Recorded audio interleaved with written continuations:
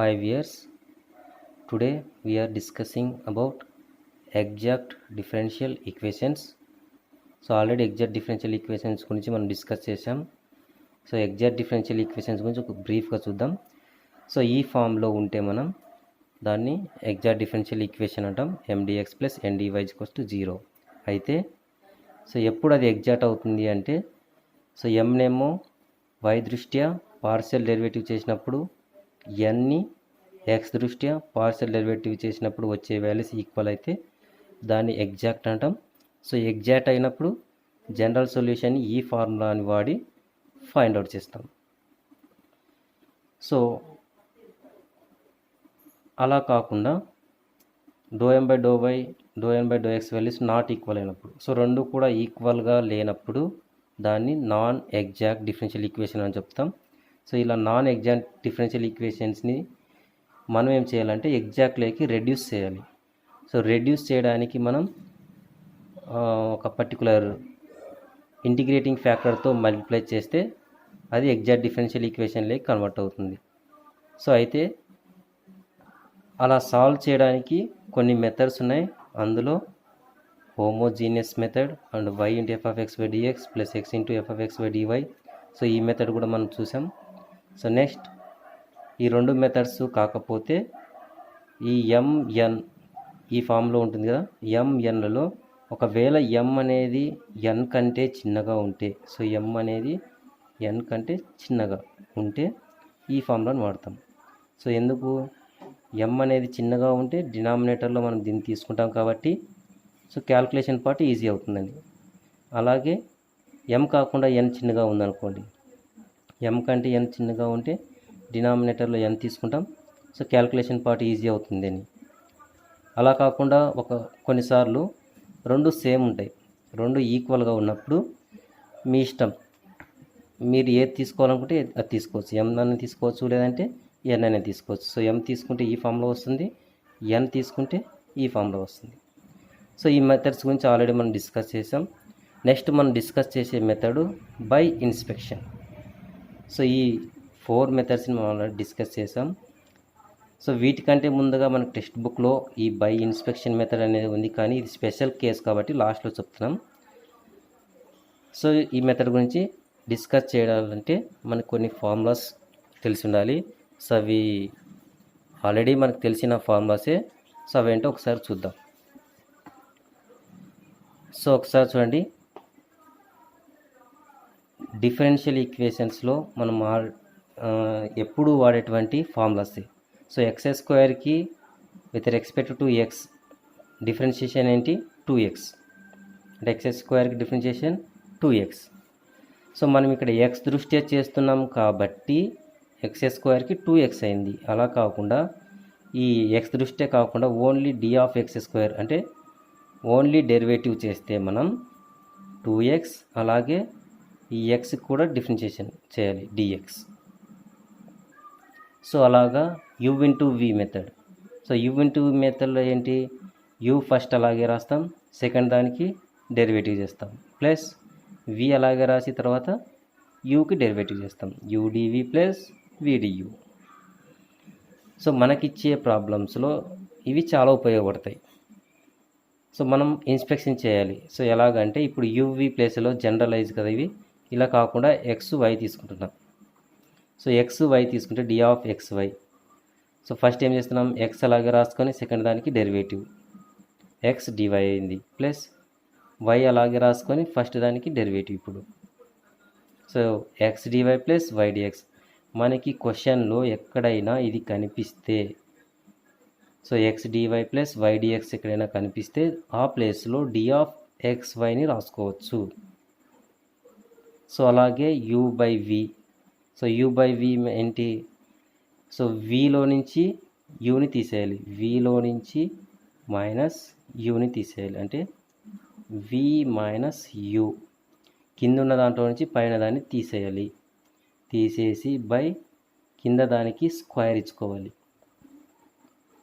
So square ఇచ్చుకొని తర్వాత ఏం చేయాలి, పైన దానికి డెరివేటివ్, కింద దానికి డెరివేటివ్ రాయాలి. అప్పుడు ఏమవుతుంది, v du minus u dv. So simple, ఏం లేదు. సో మనం జనరలైజ్ కొద్దాం, అంటే జనరలైజ్ ఇది పర్టికులర్ ప్రాబ్లం తీసుకుందాం. So x by v y ఉంది. సో యూ బై వి ప్లేస్లో ఎక్స్ బై వై. సో ఇప్పుడు ఏం చేయాలా, కింది దాంట్లో నుంచి పైన దాన్ని తీసేయాలి. అంటే y minus x, y minus x. So పైన దానికి డెరివేటివ్, కింది దానికి డెరివేటివ్, కింది దానికి స్క్వేర్. సేమ్ అలాగే కింది దాంట్లో నుంచి పైన దాన్ని తీసేయాలి, x minus y. So x minus y, తర్వాత పైన దానికి డెరివేటివ్, కింద దానికి డెరివేటివ్, కింద దానికి స్క్వేర్. సేమ్ ఇక్కడ కూడా x minus y square. So x minus y square రాసాం, అంటే x minus y square by కింద ఏముంది ఎక్స్ ఉంది కాబట్టి దానికి స్క్వేర్ రాసుకోవాలి. సో ఫస్ట్ ఇప్పుడు ఏం చేయాలి, దీనికి డెరివేటివ్. సో దీనికి డెరివేటివ్ ఏముంది, 2y dy. సో మనం ఎక్స్ స్క్వేర్కి డెరివేటివ్ ఏం రాసాం, 2x dx కదా, అలాగే వై స్క్వేర్కి డెరివేటివ్ 2y dy. తర్వాత కింద దానికి డెరివేటివ్ dx. సేమ్ ఇక్కడ కూడా y minus x square. So y minus x square. So కింది దాంట్లో నుంచి పై దాన్ని తీసేస్తున్నాం. సో ఇప్పుడు ఫస్ట్ పై దానికి డెరివేటివ్, పై దానికి డెరివేటివ్ ఏంటి, 2x dx. నెక్స్ట్ కింద దానికి డెరివేటివ్ ఇటు సైడ్ dy బై కింద దానికి స్క్వేర్. సేమ్ అదే ఫార్ములాని ఇక్కడ కూడా వాడుతున్నాం. కింది దాంట్లో నుంచి పైన దాన్ని తీసేస్తే x square minus y square, x square minus y square. తర్వాత ఫస్ట్ పైన దానికి డెరివేటివ్ చేయాలి. పైన దానికి డెరివేటివ్ ఏమవుతుంది, వై స్క్వేర్కి 2y dy మైనస్ కింద దానికి డెరివేటివ్. సో కింద దానికి డెరివేటివ్ ఏమవుతుంది, 2x dx బై కింది దానికి square, x square whole square, అంటే ఎక్స్ పవర్ 4 అవుతుంది. సేమ్ ఇక్కడ కూడా సో కింది దాంట్లో నుంచి పై దాన్ని తీసేయాలి, y square minus x square. First పైన ఏం చేయాలి, పైన దానికి ఫస్ట్ దానికి ఏం చేయాలి, పైన ఉన్నదానికి డెరివేటివ్. సో 2x dx, కింద ఉన్నదానికి డెరివేటివ్ ఇటు సైడ్ రాయాలి, 2y dy by y square, దీనికి స్క్వేర్ తీసుకుంటే వై పవర్ 4. సో ఇలాగా. సో సింపుల్ లాజిక్, ఏం లేదు. సో యు ఇంటూ వి ఉన్నప్పుడు ఈ ఫార్ములాని వాడతాం, అంటే ఇలాగా. సో యు బై వి ఉన్నప్పుడు ఇలాగ వాడతాం. సో ఇవి ఆల్రెడీ మనకు తెలిసినవే, దాన్ని కొంచెం ఎక్స్టెండ్ చేసామంతే. సో ఇవి కాకుండా మనకి ఇంకా కొన్ని ఫార్ములాస్ ఉన్నాయి. So d of u plus v అంటే డియూ ప్లస్ డివి, అంటే డెరివేటివ్ని సపరేట్ చేసుకోవడం, దీనికి సపరేట్గా దీనికి సపరేట్గా ఇలా సపరేట్ చేసుకుంటే, సో ఇక్కడ కూడా d of x square plus d of y square అవుతుంది. సో ఎక్స్ స్క్వేర్కి ఏమవుతుంది మనకి, ఇటు చూసాం ఆల్రెడీ, ఎక్స్ స్క్వేర్కి 2x dx కాబట్టి 2x dx, వై స్క్వేర్కి 2y dy. సో ఎక్కడైనా మనకు 2x dx plus 2y dy కనిపిస్తే దాన్ని మనం d of x square plus y స్క్వేర్గా రాసుకోవచ్చు. సో ఇది ఎక్కడైనా కనిపించింది అనుకోండి, దీని ప్లేస్లో మనం d of x square by y square. So ఇది ఎక్కడైనా కనిపిస్తే ఆ ప్లేస్లో ఇది రాసుకొని ఇంటిగ్రేషన్ చేస్తాం. So next d of log x. So log ఎక్స్కి డెరివేటివ్ ఏంటి, 1/x. సో మళ్ళీ ఈ ఎక్స్కి డిఫరెన్షియేషన్, సో 1/x dx, లేదా దీన్ని dx బై ఎక్స్ కూడా రాస్తాం. సో ఇప్పుడు లాగ్ ఎక్స్కి ఏమో 1/x dx లేదా dx బై ఎక్స్ అని రాస్తాం. Next d of log of xy. So ఇక్కడ ఎక్స్ ఉంది, ఇక్కడ ఎక్స్ ఇంటూ వై ఉంది. సో అప్పుడు ఏమవుతుంది, లాగ్ ఎక్స్ అనుకుంటే 1/x అవుతుంది, 1/x. మళ్ళీ దీనికి డిఫరెన్షియేషన్. సో మళ్ళీ దీనికి డిఫరెన్షియేషన్ అంటే 1/xy. సో 1/xy రాస్తాం.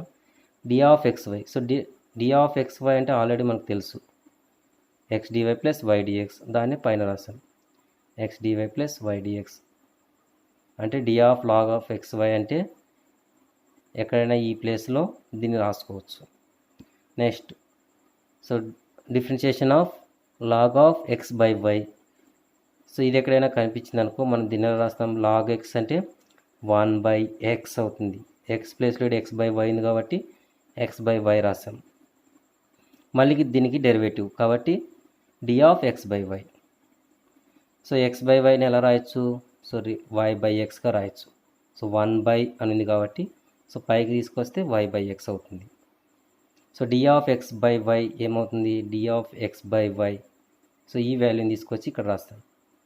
సో ఒక వై వై క్యాన్సిల్ అయిపోతే y dx minus x dy by x y. So అలాగే ఎక్స్ బై వై కాకుండా వై బై ఎక్స్ రివర్స్లో ఉంటే ఈ ఫామ్లో వాడతాం.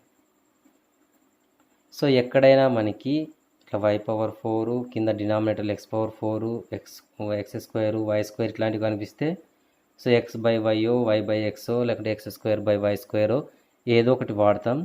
అలా కాకుండా ఎక్స్ ఇంటూ వై ఉంటే లాగ్ అనే ఫార్ములాని వాడతాం. Okay, so x into y అనేది డినామినేటర్లో ఉంటే లాగ్ అనే ఫార్ములాని యూజ్ చేసుకోవాలి.